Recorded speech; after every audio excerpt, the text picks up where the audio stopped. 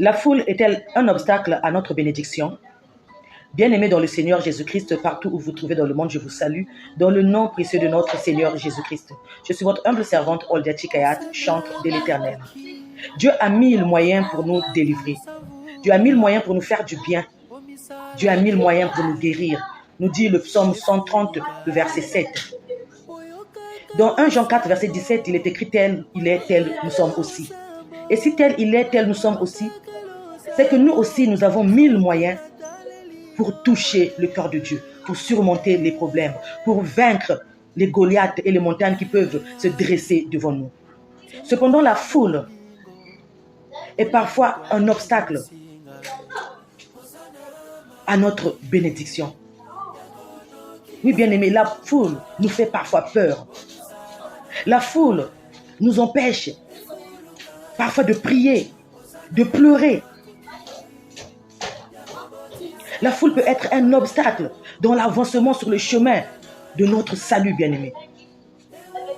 Mais il y a dans la parole de Dieu des personnes qui ont vaincu la foule. À commencer par notre Seigneur Jésus-Christ. Devant la tombe de Lazare, il ne s'est pas empêché de pleurer. Il n'a pas regardé à la foule. Il a rendu grâce à Dieu.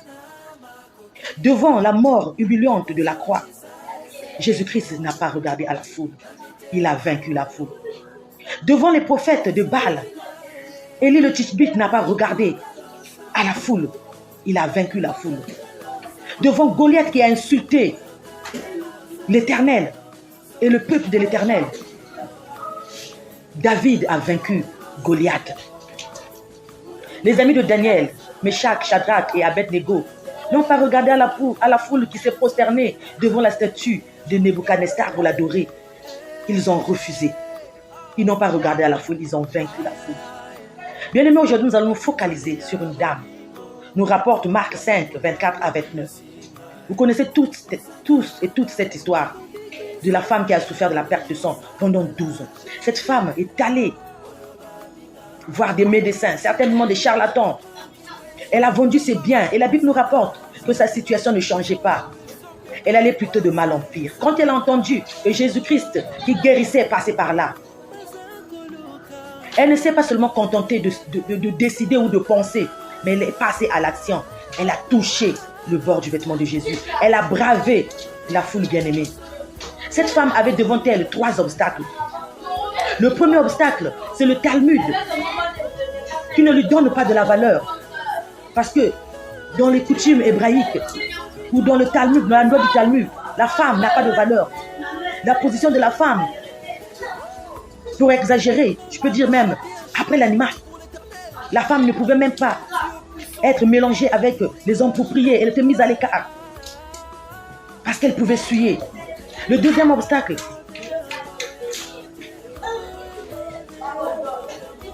c'est son éducation. Oui, de la façon dont on l'a éduquée.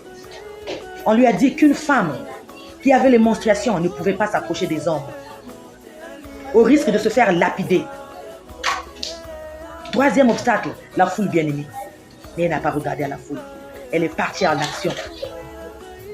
Elle n'a pas pris le temps de poser son problème, mais elle s'est seulement dit, si je pouvais toucher le bord de son vêtement, je serais guérie. Et elle a touché, elle est guérie. À la question, à savoir qui m'a touché, la femme a répondu, c'est moi.